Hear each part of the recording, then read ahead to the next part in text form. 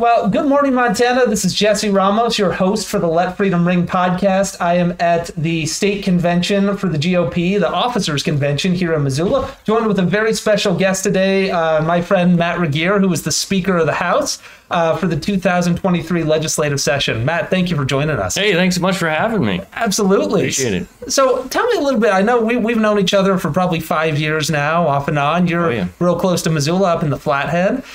And how did you get into politics? What made you want to get into kind of this crazy world? Well, first off, I want to say I remember hearing you on the radio when you were a city councilman down here, and it's like I knew that guy's gonna be a rock star. I gotta get to know this guy. So you did a tremendous job back in the day there in the council, and still going forward with it. So yeah, it is interesting how we all get into this politics, and politics is so pervasive these days. I remember even back in '90s when I was in high school.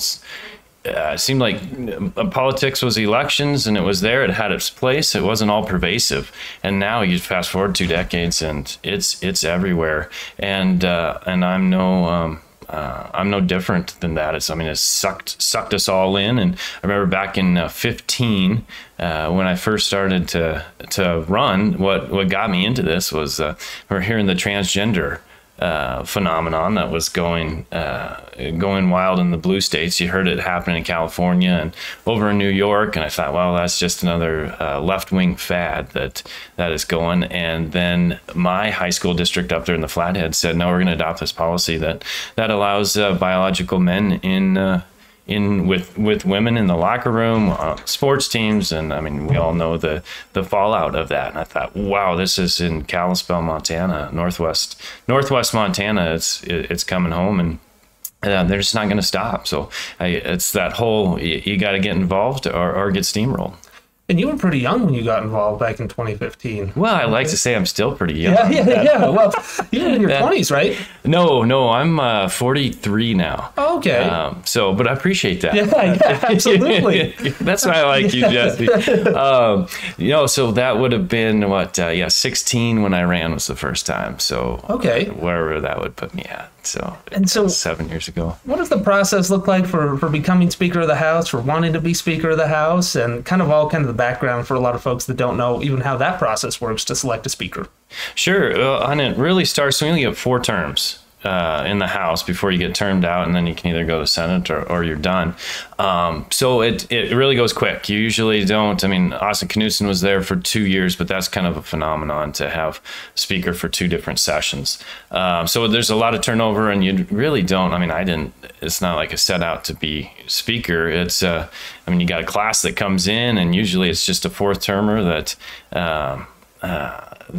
has shown the ability to lead through that, and so each class then kind of picks their speaker going through, and it was just something that I saw. I had a vision. I like to see how things could be. I'm an entrepreneur at heart, and so that kind of spurred into, what if we had done this? I think that could have been made the operation more smooth, or this would make us more effective if we had this. So that kind of, I'm a visionary guy that way, and just pitched that to my colleagues, and the colleagues said, yeah, let's go with that. Let's try a few different new things. So.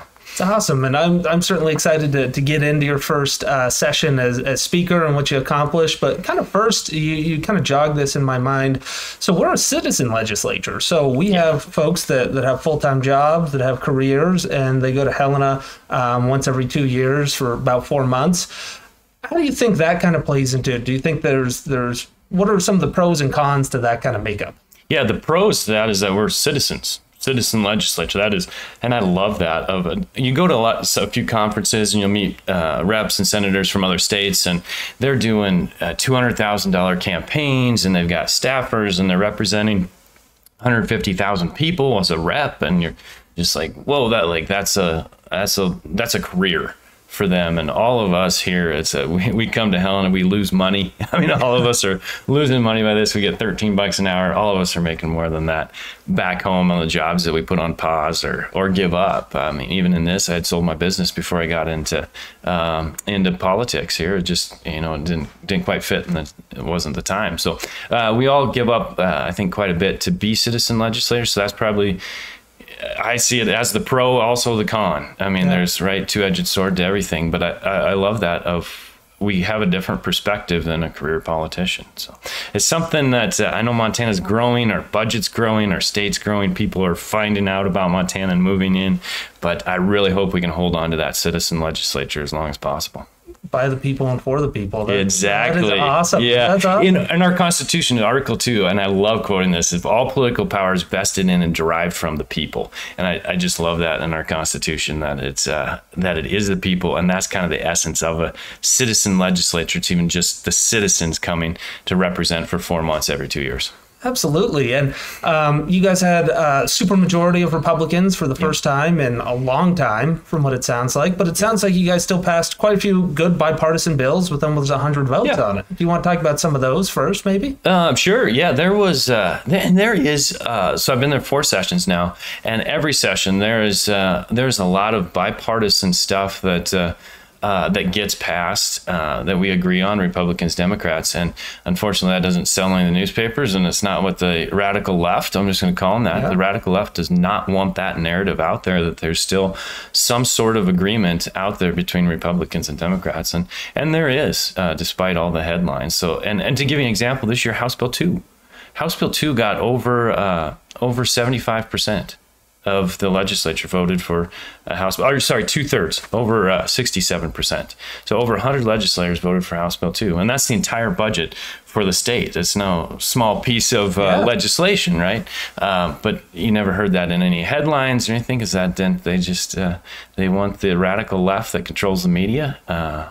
They don't want that narrative. So yeah, there was some good stuff. The red tape relief that the governor and executive branch did, just cutting out laws that were outdated and laws that didn't have any place. I don't know how they got into the law books, but what are some examples of some of the listeners? One of those is high school bands. I remember back in the day when I was in high school, the band would go around selling like fruit, right, door to door, their church or however they knew they'd sell fruit to go on their band trip where they're going to Florida and whatnot. So, and that was actually illegal. You had to have a license to sell fruit. I believe the term was fruit, unless you grew it. If you grew it, then you didn't have to have the license. So these high school kids that were selling the oranges from wherever they got it were actually illegal by going door to door selling the fruit. So that's a law that's a goofy law. There was another one that metal drinking container, if the lid was detachable, that was illegal. So a pop can's fine, but like one of those aluminum screw off Coors cans, Coors cans, off the top. That was illegal in Montana. So crazy, some crazy laws like that had no need to be on the books. And and there's 160 some red tape laws, and many of those were bipartisan passed. So to your question of support on that, Democrats and Republicans were carrying both those. And I know one issue that is affecting all Americans right now is healthcare. I mean, we've seen this top-down system of bureaucracy from the federal government, where we have insurance companies and the government dictating what plan is best for folks. And here at Americans for Prosperity, we believe in the personal option, where the doctor and the patient should be in the driver's seat, where they get to choose which plan is best for them and their families. And you guys, speaking of bipartisanship, passed a bill for physician assistants to be able to practice without the supervision of a physician. Do you want to talk about that a little bit? Yeah, sure. Representative Etchart had that out of Billings, and a great bill just to expand it again. Here's the physician's assistants that even have more schooling than nurse practitioners, I believe, that can operate or practice independently. And here the physician assistant even had more schooling, more education, more credentials, and couldn't. So things like that, I think, is going to be not a huge step, but for a select amount of people, that will be a big difference in healthcare and just how to provide it. And going back once again to the good old days, I keep going to the good old days. You remember 30 years ago, there were independent doctor offices all over the place. I mean, you had your option then to go to multiple different medical providers, not just one big conglomerate hospital. It was that healthcare now, all the doctor offices are gone, and I think that's less choice for the consumer, less competition for the healthcare provider, and at the end, then the patient is going to suffer. So this is one step, I think, to bring that back to tip the scales in favor of the patient and not the healthcare provider. Absolutely. I remember my mom telling me a little bit about like kind of her growing up and even my grandparents, where they went to the doctor and it was cheap enough that they would pay out of pocket. They wouldn't put it on the insurance. They would go to check in for a cold or a flu or even get an x-ray, and they didn't put that on the insurance.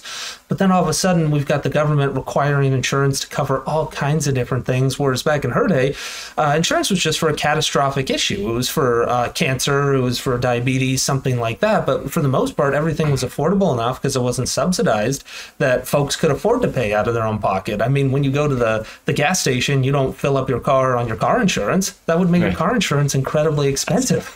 Yep, that's it. And it really just doesn't make it insurance. I mean, we're calling healthcare insurance when it's really not insurance. It's just, I don't even know what you would call it, but like you said, I mean, whether it's car insurance or your home insurance or, life insurance, it's like, that's for something catastrophic that if you die, it's not meant to be that maintenance moving forward then. Like you said, the good old days where, and family doctors, remember that? Everybody had a family doctor, a pediatric doctor for your kids, and the kids went to their doctor, and that kind of even relationship in healthcare. I mean, that's gone, and I think you lose a lot then when you don't have the same doctor that's looking at it as different, is very corporate, very much a number now moving through. Yeah, and especially in these rural communities, when you had small family doctors, small hometown doctors, they would make deals. They'd do charity work. They'd do work for free if people couldn't afford to go there. And maybe they charge somebody half the price if that's all they could afford. And they'd work with people, and people didn't go without healthcare back then. Yep, exactly. My mom and sister are both nurses in the healthcare, and I mean, so I'm friends with a few like doctors, even retired doctors. I'll go golfing with that my mom knew from back in the day, and I was asking him that question. He said, "Yeah, we just figure it out." There were some people that I remember one doctor was joking about it. He said this lady would bring me pies. She couldn't pay for her checkups, whatever. And he said he worked it out with her and got some money and some pies. She would bring pies, and he said that's great. And those are the kind of relationship and the healthcare and even just that intimacy that we're missing now in the healthcare industry. It's all corporate. Yeah, people helping people is what it was all about, especially in Montana. And you guys have been building on kind of this healthcare model for a couple of sessions now. So last session, you guys did quite a bit of work with certificate of need laws, from what I understand. You want to tell the audience about those? Because when I first heard about these, I couldn't even believe it. Yeah, certificate of need. So that was something I learned too. And I think I carried one of those bills. There's a few different bills that went through. The certificate of need just says that that a healthcare provider can have a monopoly. And if a new healthcare provider wants to come in, they have to provide a certificate and apply for a certificate of need. That means go to the government and say, hey, is there enough volume? Is there enough clientele for me to open my medical provider? And the government then will ask the competition and say, hey, this is how bad it is. They'll ask the competition, say, hey, is there enough room for another provider in here? Do you want somebody else to compete against you? So it's like, how? And the whole premise was, hey, let's, so when I presented the bill, it was like, I used the fast food restaurant. It'd be like just having McDonald's in your town. And the whole concept was, well, let's fill up all the tables at McDonald's to make those hamburgers as cheap as possible, use up all the grill space, the fryer space, the restaurant space, use up all the space you got first, and then things should be cheaper, right? And in theory, in liberal theory, right, you think, well, yeah, let's use up everything we got before we built another fast food restaurant. So Burger King's not going to come in unless McDonald's totally full. But that takes out the whole competition. It takes out the whole and that competition that provides for the quality, that provides for the price. I mean, if you got the monopoly, you're gonna say no competition, come in, I'm gonna charge whatever I want. for my hamburger. And so same thing with medical providers. We found that with that certificate of need, when that was in place and the government controlling who can come in and come out, that you saw the monopolies. Of course, prices went up and quality went down. You saw that all across the nation. So we repealed that certificate of need and to get more competition, more quality, and less cost into our medical providers here in Montana.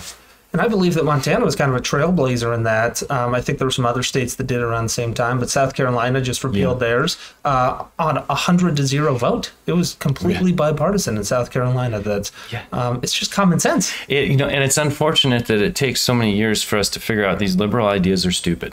Let's stop putting them in. And it took I forgot how long it was, a couple decades that certificate of need was here in Montana before you realized this is dumb. This is not the way that competition, this is not best for the consumer at the end, and repeal it. So, and it sounds like other states are too. Yeah, because that's not capitalism, that's crony capitalism, and there's a big difference. Huge. Kind of pivoting to another cost that's really rising for Montanans right now is energy. So in addition to healthcare, and general inflation, the cost of gasoline, the cost of heating oil, the cost of electricity is all going through the roof. And we've seen that 2 years into the Biden administration, they've made it so difficult for Montanans to tap into the natural resources in their states, to create jobs, to bring down energy costs for everyday Montanans. Kind of how did that look like in the legislative session as far as the federal regulations? How did you balance those with what you could control on the state level? Yeah, and it is tough just because the federal level is so all pervasive. And I do remember Biden on the campaign trail in 2020, a kid had asked him about fossil fuels, and he said something along the line of, kiddo, I guarantee you, look in my eyes, I guarantee you we will end fossil fuels. And that was the Biden approach, even though he's tried to walk that back, I think, a few times. But that's been the federal level approach. We see the Keystone XL pipeline getting canceled, along with a lot of drilling permits. It is a war on cheap, affordable energy, which makes it really tough here at the state level, especially here in Montana when we have coal strip. I think we have a lot more oil than. Look at North Dakota, South Dakota. Montana's right there in eastern Montana, and we're capping wells instead of drilling wells. So it's tough. How do you, when the federal level is so all pervasive, how do you as a state become energy independent? I know a lot of legislators, that was kind of the top of we should become energy independent. And it's and how do we do that when you have the war on coal? Especially being a coal state, you see coal strip, just shut down 1 and 2. So it's it is a tough nut to crack on the state level when you have the federal government so antagonistic. And I certainly want to get back to coal, but kind of talking about the dichotomy between the state and the federal government, you guys did stand up for the state, I believe, with House Bill 971. There was a judge that shut down an energy project here in the state, and you guys responded with HB 971, which was kind of a last-minute bill.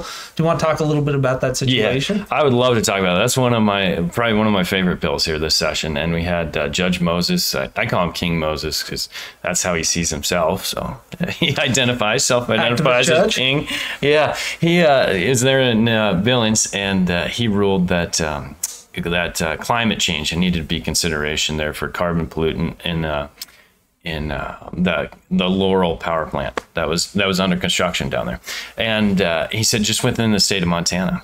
And that's, we've seen all the radar apps. Clouds move in and out of Montana. It's not even possible to get that formula of how would DEQ even figure out that formula of climate change just within the state. It's whether or not you believe in man-made climate change or not, or where you're at in that, it's the math of it, you can't even figure it out. It's DEQ then was left with this huge question mark of what does this mean for any further permits, right down to a burn permit or a new neighborhood that was coming. How do they have to compute the climate change and climate change just for Montana with every new neighborhood that they permit?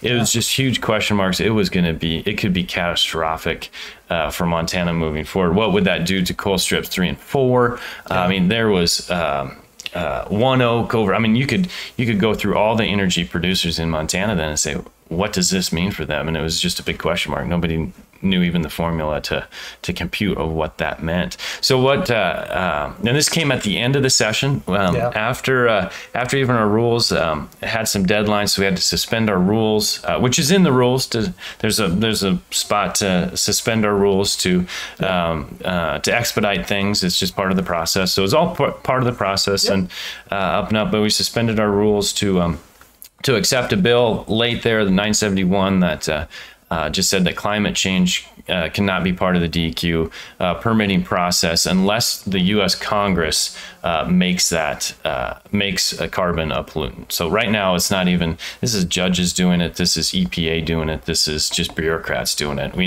You need the lawmakers that represent the people to say, hey, if that's climate change, look at that. If that does become a pollutant, then that can be part of DEQ. But until the people's representatives say that, it's not here in Montana. And so what do you think that bill will do for Montana moving forward, as far as jobs, as far as the price of energy, as far as us kind of really being able to utilize our natural resources here in the state? Well, I think that bill was just a big life preserver. I mean, we threw it out with that ruling. It was, like I said, big question mark of like, actually, can this just destroy what we've already got going? So I don't think it will really not enhance anything. Well, I mean, it could. I mean, it definitely provides a better environment for energy producers. So it could in the future, but the immediate effect is that it threw the Montana energy market a life preserver. Absolutely, and I know that the House of Representatives right now is working on H.R. 1, which is an affordable energy plan that helps with permitting times, expedites permitting times, and does a number of things to kind of give folks a little bit more predictability in the energy space. And I know that the House of Representatives passed that, but unfortunately the U.S. Senate is tough. I mean, what is your message to Senator Tester right now, who votes against a lot of these good deregulation bills? For how does it impact everyday Montanans? Yeah, I mean, back to your comment of common sense. It's like Senator Tester. It's like start working for us instead of working against us. I mean, that's the message. So I didn't know that H.R. 1 was already working through. That's great to hear. But we'll have to put the pressure on the Senate. So this really shouldn't be a partisan thing. I know it is with the climate change and is it man-made? How much of it and all those questions. But at the end of the day, reliable, affordable energy.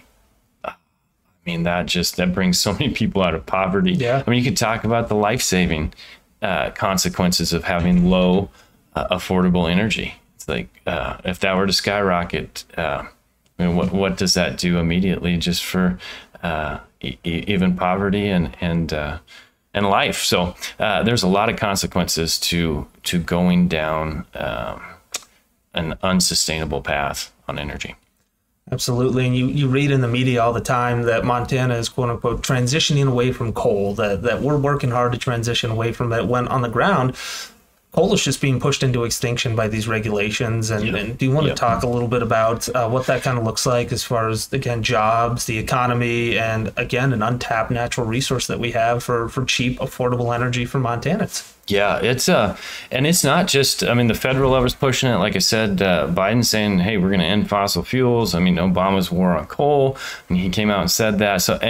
So the feds, yes, Democrats on the federal level. I mean, Trump was very pro affordable energy, but the Democrats at the federal level will push down that. But it's not just them. It's like the state of Washington to get Japan really wants our coal. Montana's coal is some of the cleanest burning coal in the world, and Japan really wants our coal, and Washington to train cars to get them there. We've even had trouble with other states then, and having to sue, saying no, you can't stop Montana coal from going to the port to get to Japan. So that kind of antagonistic behavior, even from our neighboring states, left blue states. So that causes problems too. And all that then, does affect the jobs. I was talking to Representative Green. He's down on a coal strip there. Representative Green and Perry they both have half a coal strip. And they said, when that shuts down, he goes, that town just dries up. And that's just instantly, that's just coal strip gone, and you think of all the ramifications then of how that plays down the line, job-wise, it could be catastrophic. And not just that, but then also the reliable energy you got in there. It affects, I was talking with Northwest Energy, and they said last winter they had to go on the open market buying energy, competing against California, paying exorbitant rates multiple times throughout the winter just to keep up with demand. And they're saying if this Laurel plant goes down, they didn't know what was going to happen. So once again, 971 is not just, and I know the media labeled that a Northwest Energy protection bill, and that's really, we're protecting the people of Montana, the ratepayers. Yep. It's not Northwest Energy. It's all the people that rely on Northwest Energy to make sure that their house stays warm in the wintertime. Absolutely. And kind of along those lines, we're seeing another big issue right now in Montana that is really kind of out of the state legislature's control right now, which is inflation. We've seen over the last 2-3 years, the federal government pump trillions of dollars into the U.S. economy. We've seen the quote-unquote bipartisan infrastructure bill where that was kind of architected by, I think that's a word, but I think it was designed by Senator Tester right now. And what kind of impacts has this giant spending having on Montana? Oh, yeah, it's crazy. How's that song go? Money for nothing? Yeah. Right? Yeah, it just seems that way. It's crazy. And Montana's not alone in this. Like, all the other states have this like incredible surplus. We came out of COVID with all the dollars that were pumped into just the national economy. Every state had huge tax windfalls, the inflation. Then people were paying on inflated wages, and like Montana was still going off. We set a budget before the inflation. So we set it at pre-inflation expenditures and a revenue that we thought was going to be very low, and just came in. We had over $2 billion in surplus. So you talk about how that affected. I mean, now we're getting into this whole spider web of how that inflation and the printing of unprecedented dollars affected not just individuals and the inflation that we're all struggling with now, but you got a state government that had a huge surplus. And then even on a spider web note to that, you had a bunch of politicians said, hey, this is how we can spend the surplus. And my concern now is then, what programs did we start? I mean, we tried to do it as conservative as possible, but what programs did we start that now we're going to have to sustain if they do draw back in some of that money like the Treasury is doing now, and there's a deflationary period, there's going to be, I think, some tough choices that state government's going to have to stay within that higher budget than that we've got. So. You hit on a really good point that even though this is out of your control for the most part, whether or not the federal government prints all this money, and to a certain extent, you still want to get your share of it because, I mean, your taxpayers are paying for this out of inflation too. But there's a big difference in how the states spend the money that I think has an overall impact on the U.S. economy, where it's like you guys chose, instead of, like you said, to create new programs that had to be sustained with more government, more taxes in the future, you guys chose to give back a large portion of that money and to be very good stewards of those funds.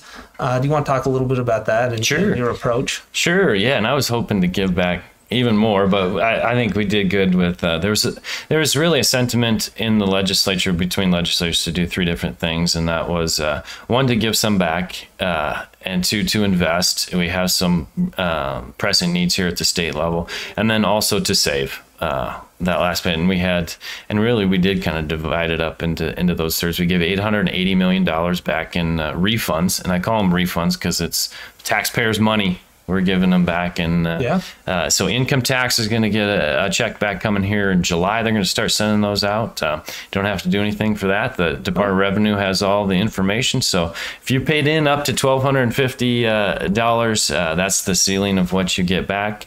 You'll get back whatever you paid into it. So those checks are going to be coming back. And then we also had property tax relief checks in the next 2 years. Those checks will be going out, and you do have to get online. You can sign up on a portal that Department of Revenue is going to have there that he's just attesting that it is your primary residence and you're a Montana citizen. It's only for those, no second homes or any of those. And so the property tax will be coming back. And so $880 million in all is going to be coming back to the Montana taxpayers. I got to hop on that portal. Yes, yes. Didn't even know about that. And I don't think that comes out till, I think, September is when they're going to have, or August, I believe. They're going to have that site then up and running for people to file by the end of December. Okay. And kind of moving in maybe the last segment of the interview. So right now, a lot of Americans feel like the American dream has been pushed out of reach for them with big taxes, big spending, big government. And I know that you have a lot of constituents that feel that way. I know a lot of folks that feel that way also. What's your message to those folks? And really, what do we need from our elected officials to reignite the American dream for these Americans? That's a great question. And it's so sad to see that when starter homes are going for, especially here in Missoula, what's a starter home going for? 6 something. Yeah, that's just mind-boggling crazy to me. But I do think it's people have talked about, I know legislators talked about this time, and partly right. I think that they said, well, the one thing we can't control is the land, right? The lots. We did some regulation reform that you can build not just a single family, but a duplex. We streamlined some of the permitting process because time is money. Made it a little easier for developers to get a neighborhood to market. So some of those regulation things I think are really going to help and make lots cheaper. But I think that is just one angle of it. There's a lot of, I mean, what does a 2x4 cost? Yeah. And those are burning up in the summertime instead of us logging it. So what kind of litigations can we do? I mean, how much did the Cottonwood decision add to a 2x4 cost? Those kind of questions I think need to be asked of how can we make not just the lot cheaper, the regulations smaller, the 2x4 cheaper, the labor less expensive. I just read, here's another total side note, but an article from the professor of economics at the University of Chicago, and for a family of 4, it takes for the welfare cliff, it takes $95,000 a year to add up to the welfare cliff in Montana. We're the 5th highest state, according to this report, for welfare benefits in the whole nation. So it's like, how much does that keep workers from entering the workforce? And when you have less workers, you have higher labor costs, and then you have a higher cost of a home at the end. So all these dots, I think, connect and lead to the American dream becoming less attainable. Absolutely. The more government gets involved and the more top-down mandates that come in and prevent people from helping one another through mutual benefit. For like a timber producer gets to log and then sell to a mill, and then they get to sell to a consumer, and ultimately they get to build a home with that. So exactly. It's as simple as that. And when government gets involved, everything gets destroyed. And then back to your job thing. Like how many jobs did that produce here in Montana, doing that in Montana versus buying a Canadian 2x4? Yeah, I grew up in Libby. And you did? I didn't know that. Yeah. You're logger. Your neck of the woods. Yeah. Libby logger. All right. Libby logger. So glad you're not from Whitefish. Whitefish were our rivals, but we like Kalispell. Love Kalispell. Good. But I think I remember hearing that Stimson up in Libby employed 600 people in the town of Libby. Yeah. Really high-paying jobs. I remember teachers were talking about how their students would get right out of high school and make more money than the teachers were. Have a great pension, great benefits, and help other people across the country build homes, build buildings, any number of things. But it seems like all you see now when you drive through Montana is shut down mills, shut down mines, people that have sued to stop these projects from even happening. Yep. So do you remember back and then, it probably started in Libby, there were these homemade bright green signs that said this family supported by timber dollars. Yes. Yep. Do you remember those? I remember those. Yep. Those are extinct now. It's like, I don't see those. Sad. Yeah. And they were all over the place, in Kalispell anyways, back in the 90s and early 2000s. It's the number of families that are supported by timber dollars, even natural resources in general, have almost gone extinct in our state. And we've seen the poverty level increase. We've seen, obviously, home ownership grow out of reach of so many folks. And it's just incredibly sad. And I guess kind of to leave the viewers, what are some of the things that you wish would have gotten done that didn't? And then on the flip side, what are some things you were most proud of that got done? Great questions. What didn't get done, and off the top of my head, I mean, there were a few. There's always more work to be done. Off the top of my head, I wish we would have got some constitutional amendments. We had started out with, I believe it was like 58 constitutional amendments that people had put in forward, and we worked behind the scenes to get, some of them are duplicative and some of them overlapped a little bit, so we got sponsors together and whittled it down to 6. We had 6 that had been vetted, that had outside input from a lot of different groups and different legal minds looking on it. And we did some polling to see where it landed in Montana. Spent a lot of time and money and effort here to whittle it down to 6 that I thought would really improve our Constitution. I mean, you look at the federal level and how much we all love and respect our Constitution. That was amended 27 times. Yeah. I mean, so it's like nothing's perfect. I think you can build off that, and I think we could have built off and improved the Montana Constitution for the good things that it has, and then do that improvement. And none of those 6 made it through. We had 102 Republicans, and it takes 100 legislators to get on board. The Dems were not going to vote for anything to improve the Constitution, and so all those ended up. Some of them came really close, but in the end, none of them made it. And I heard the argument from a lot of legislators that Montanans didn't want the Constitution amended. And to me, that was just baffling, because you guys weren't amending the Constitution. You were asking the voters to amend it. So if they didn't want it, they could have voted no on it. Great point. Yep, that's exactly it. We weren't doing it. We were just putting it out in front of the voters. So. Yeah, which is fascinating. But I guess on the flip side, what were some of the things you were most proud of? I mean, this is a very productive legislative session that improved a lot of the lives of Montanans. It was, and there was so much. We put together a little pamphlet for just freedoms. Last time we did freedoms protected. This time the pamphlet says freedom enhanced. I really think we did go on the offense for the people of Montana. There is a lot less government control after this legislative session. At the local level, at the state level, than before, and that puts more power into the people of Montanans' hands, and that's the way it should be. Like you said, all power is vested and derived from the people, from the people of Montana. But overall, so we did a lot of different things. But one thing I'd like to highlight, and it was kind of a theme that I knew was there, but it really, really became bright about halfway through the session. I was like, this is what a lot of legislators, whether they say it or not, are pushing for, and that's protecting our next generation. Our kids that are coming up are being sexualized. They're having agendas that are pushed on them. They're having to choose what sex they're going to be at 9, 10, 11 years old. Like you should be playing, you should be making forts, you should be playing baseball, you should be jumping on the trampoline. Not let our kids be kids. And that really rang loud and clear of taking obscenity out of schools, stopping that gender mutilation of minor kids.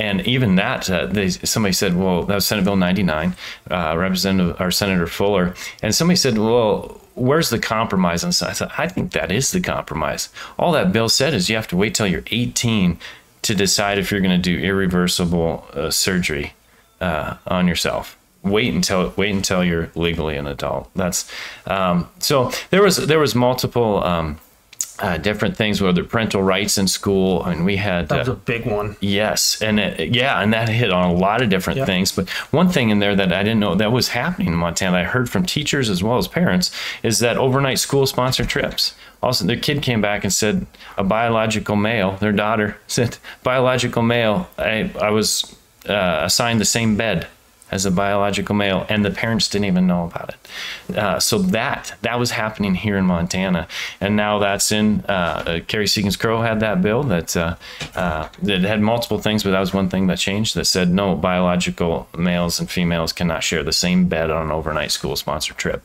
And even to build on that, I mean, you guys passed a charter school bill that really empowers the parents to have leverage in their kids' education, where if the school continues to do stuff that they don't want them to do, and they're not getting the education to achieve full self-actualization because they know their kids better than the government does, then they're able to move their kid to a different school and take those dollars with them in some cases for portions of it. So it actually makes the public schools better in the long run too, because they're going to have to start competing for ideas, competing for educational styles, competing with ingenuity. So do you want to talk a little bit about the education front? I know you probably got to go, but this is super important. No, that is very important. And yeah, you did a great job there on the charter school and just what that could all entail. But I'll throw on top of that too, we also did like open enrollment just for public schools. So a parent can say this, they live next to school district 5 and school district 6, and now they can, it's an open enrollment of the parent gets to choose. So there's even going to be some competition between the public school districts of, hey, we need to provide the best education for these kids. We need to listen to the parents. I mean, before when you got a monopoly, you don't have to listen to the parents.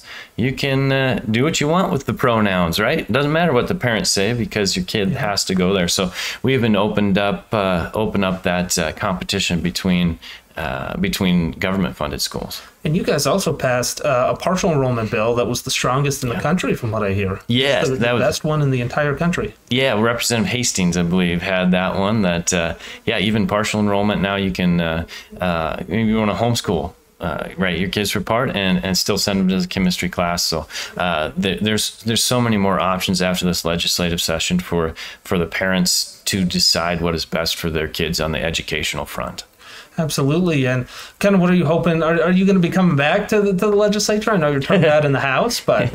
Yeah, that's a great question. So I'm termed out in the House. I could go over to the Senate, and we had redistricting happen this session, so we need to sit down. I need to sit down with the maps and see who wants to run for what, and see if there's a spot. A lot of politics is timing. So, well, we'll be keeping a close eye on your decision, and thank you so much for all you do in the legislature, and thanks for coming on the show. Hey, thank you, Jesse. Thank you to AFP. Appreciate you guys. Thank you very much. Yep. We appreciate it.